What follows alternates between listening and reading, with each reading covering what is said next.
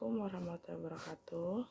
Perkenalkan, nama saya Siti Jaro. Saya dari moderator kelompok 2 dengan teman kelompok saya yaitu bernama Ica Yulianti.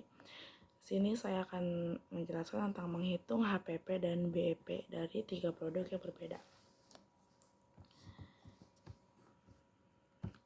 Jadi di sini ada sejak tahun dari 2026, Mebel Sumber Rezeki didirikan oleh pemiliknya sendiri yaitu Bapak Wawan Tony Argo yang beralamat Jalan Gajah Mada nomor 197 Lempi Puji Kabupaten Jember, dan jumlah awal perusahaan adalah 150 juta dan rata-rata pendapatan kotor adalah 50 per tahunnya.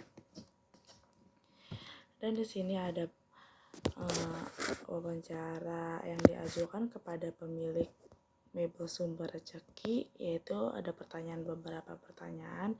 Yang pertama ada, sejak kapan sumber Mebel Rezeki ini berdiri, dan siapakah yang mendirikan Mebel Sumber Rezeki. Dan yang ketiga, berapa awal modal perusahaan dan rata-rata pendapatan per tahunnya, dan ada berapa jumlah karyawan dan tugasnya, dan berapa lama kerja karyawan, dan bahan baku apa saja yang digunakan untuk pembuatan produk Mebel Sumber Rezeki. Terdapat apa sajakah yang masuk harga pokok produksi tersebut, dan adakah pesanan memiliki kuantitas terbanyak selama bulan Juni di 2022.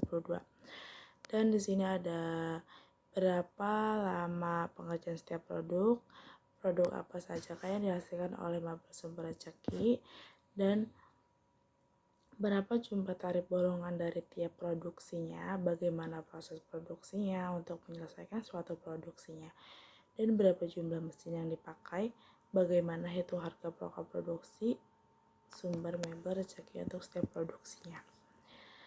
Dan di sini juga ada jawaban wawancara. Jadi sejak tahun 2006, Mebel Sumber Rezeki didirikan oleh pemiliknya sendiri yaitu Bapak Wawan Tony Argo dan beralamat di Jalan Gajah Mada nomor 197 Lempi Puji Kabupaten. Jumlah modal awal perusahaan adalah 150 juta dan rata-rata pendapatan kotor adalah 550 juta per tahunnya. Dan di sini apa saja yang dilakukan tentang perusahaan, tanggung jawab perusahaan. Dalam wawancara kerja, perusahaan biasanya menjelaskan bagaimana mereka menangani tanggung jawab sosial di lingkungan sebagai bagian dari komitmen dan perusahaan. Dan ada beberapa hal yang biasanya diangkat perusahaan saat membahas tanggung jawab perusahaan, yaitu yang pertama ada program tanggung jawab sosial perusahaan (CSR). Banyak perusahaan memiliki program CSR yang ditujukan untuk memberi dampak positif kepada masyarakat, seperti pendidikan, kesehatan, lingkungan, dan pengembangan masyarakat di sekitarnya. Dan yang kedua ada kepatuhan terhadap regulasi. Perusahaan sering menjelaskan kepatuhan mereka terhadap regulasi dan termasuk standar lingkungan, keselamatan kerja, dan hak asasi manusia. Dan di sini apa yang dilakukan tentang perusahaan lingkungan dan akan dilanjutkan oleh Ica Yulianti. Dipersilakan. Baik, terima kasih kepada moderator Siti Jahro. Baik, di sini ada apa yang dilakukan pemilik perusahaan dalam menjalankan dalam lingkungannya. Jadi budaya perusahaan akan menjelaskan nilai-nilai inti mereka dan bagaimana budaya perusahaan dibangun. Misalnya budaya kolaboratif atau inovatif, di mana ini menunjukkan bagaimana mereka ingin karyawan mereka dihargai dan bersemangat untuk bekerja. Yang keduanya keseimbangan kerja dalam kehidupan pribadi atau work-life balance, yang dimana banyak perusahaan kini fokus pada keseimbangan kerja dan kehidupan pribadi untuk mengurangi stres.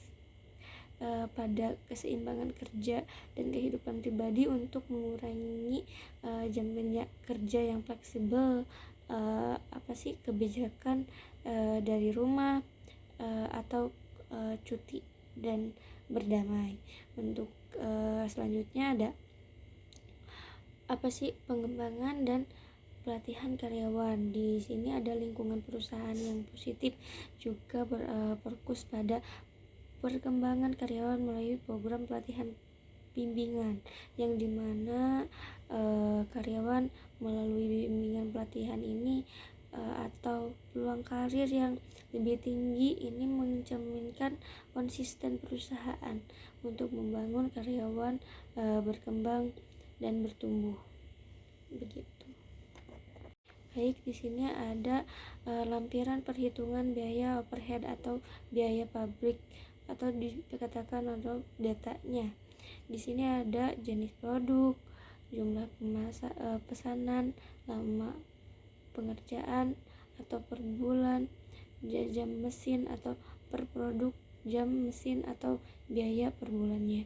Di sini ada bangku siswa yang jumlah pemesanannya ada 186, lama pekerjaannya 25 hari, dan per bulannya adalah 10 juta.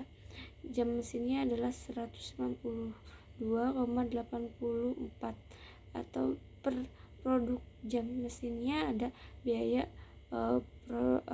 biaya per bulannya ada 6 juta 6315789. Dan di sini ada almari atau baju atau pintu, ada 2, biayanya ada 10 hari sampai, dan di sini juga ada per bulannya adalah 10 juta. Jam mesinnya ada 80 atau 304, atau perproduksinya ada 2 juta 2631579. Dan untuk selanjutnya ada pemeliharaan mesin. Di sini ada jumlah mesin per tahunnya, yang contohnya seperti mesin pemotong ada 4, mesin sono, mesin duduk, kron, ada kompres. Dan di sini ada dijelaskan bagaimana data-data biaya yang dikeluarkan dan biaya pemasukannya. Ada biasa penyusutan bangunan dan juga di sini. Untuk jenis produknya di sini ada berbagai, saya udah cantumkan berbagai jenis produknya, dan ada biaya pemeliharaan bahan pemotongnya. Di sini dengan rinci ada biaya pemotongnya tersebut. Untuk dokumentasi ada di sini, dokumentasinya terkait dengan keterangannya, yaitu papan nama dengan subjek yang sudah rusak, seperti itu. Ini ada kayunya, dimana kayu tersebut akan menjadi papan nama tersebut untuk dikelola. Dan ini adalah salah satu dokumentasi bagaimana kami mewawancarai satu perusahaan yang dimana perusahaan itu di bidang kayu.